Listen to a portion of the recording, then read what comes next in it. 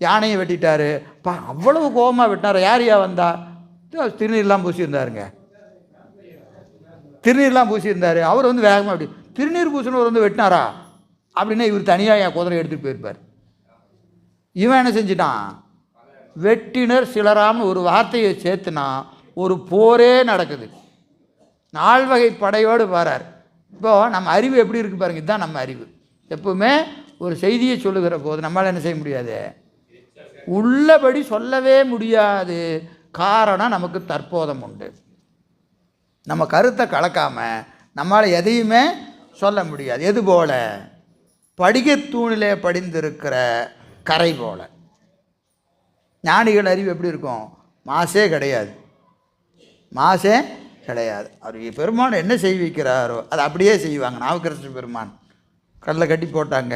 நற்றுணையாவது நமச்சிவாயம் நாமார்க்கும் குடியல்லோம் ஈண்டு வரும் வினைக்கு எம்பிரான் உளன்னு போனார். எப்படி போகிறாருங்க?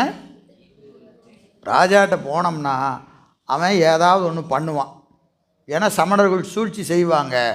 அந்த கூட்டத்தில் இருந்தவர், அவங்களுக்கெல்லாம் ஹெட்டாக இருந்தவர். அவன் என்ன செய்வான்னு நம்ம சொல்கிறோமா இல்லையா?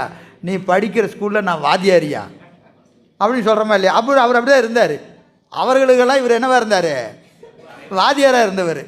அவன் என்ன செய்வான்னு தெரியுமா தெரியாதா? நல்லா தெரியும். அப்போ என்ன செஞ்சாலும் பரவாயில்ல, ஈண்டு வரும் வினைக்கு எம்பிரான் உளன்னு போனார். ஏன் எது நடத்ததோ பெருமான் முடிவு செய்கிறாரு, நடக்கட்டும் என்று அவர் போனாரா இல்லையா? அதுதான் என்னது?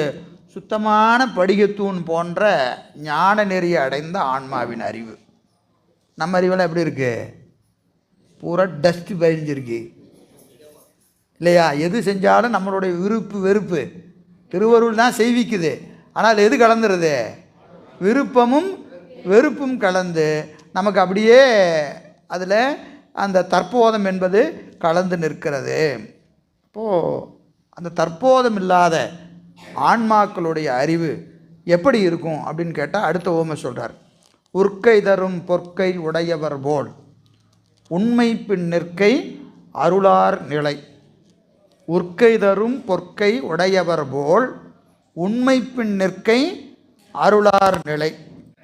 உற்கை தரும், உற்கை என்பதற்கு ஒளி பொருந்தியது, ஒளி பொருந்திய கை, ஒளி பொருந்திய கை அப்படின்னு ஒரு தீபம், ஒரு தீபத்தை ஏந்திட்டு போகிறாங்கன்னு வச்சுக்கோங்க, அதுதான் உற்கை. உற்கை உற்கை என்பது ஒளி பொருந்திய கை. தரும் பொற்கை, இருட்டில் ஒருத்தன் இருக்கிறான், அவனுக்கு ஒருத்தன் என்ன செய்கிறான்?